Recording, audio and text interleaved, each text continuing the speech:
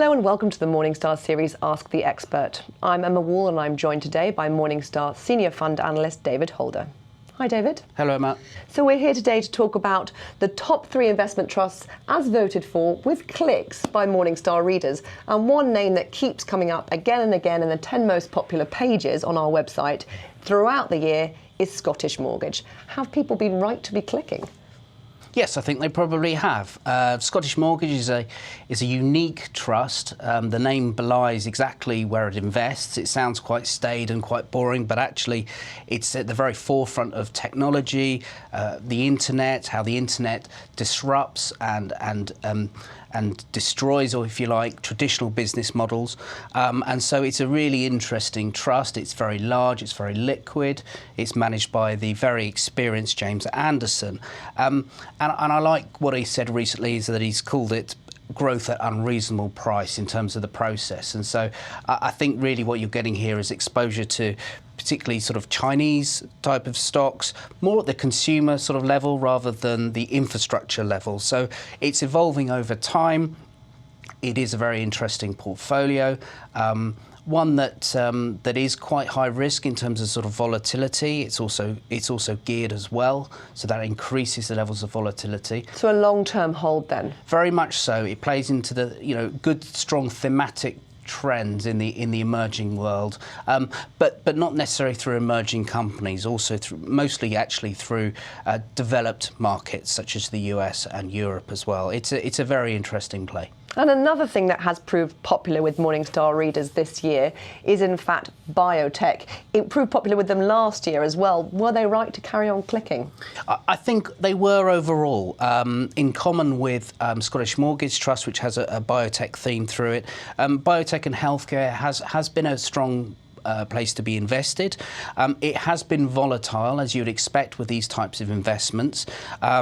It's really it's susceptible to being a political football at times, particularly in the US, and we saw that in September stocks sold off very aggressively through comments from Hillary Clinton. So it's not without risk. There's clinical risk, there's political risk. And a niche player in a portfolio. I mean, this is not a broad-based equity fund. This is very much a play for people who feel very positive about a particular sector.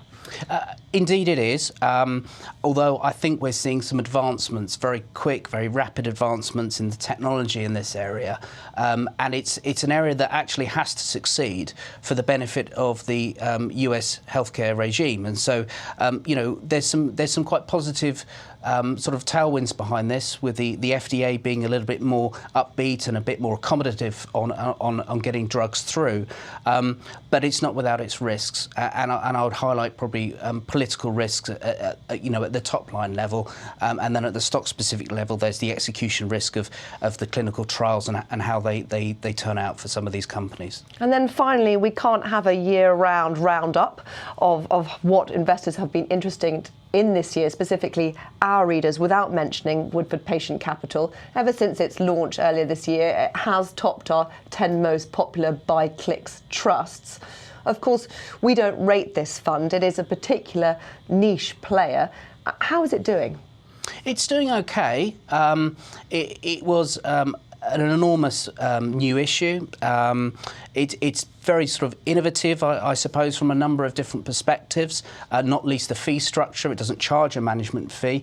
It only charges when it's actually performing well for investors, which we like. It aligns interests nicely there between shareholders and the management as well. So we think that's good. It's not for the faint-hearted. It's sort of unadulterated Woodford, if you like. It's giving you exposure to areas of risk in terms of biotech and healthcare in particular, smaller companies, unquoted as well. So, it is an area, it's an interesting portfolio. We don't rate it currently, as you mentioned. However, it's one that we're very keen to keep a close eye on. I suppose it was worth saying there that perhaps it's a little unfair to see how it's done with this short amount of time, because Woodford himself has said the clue's in the title. This is one for the very long-term holding. Yes, and the type of companies, the early stage growth companies that he's investing into, do require patience, exactly as you say. David, thank you very much. Thank you, Emma. This is Emma Wall for Morningstar. Thank you for watching.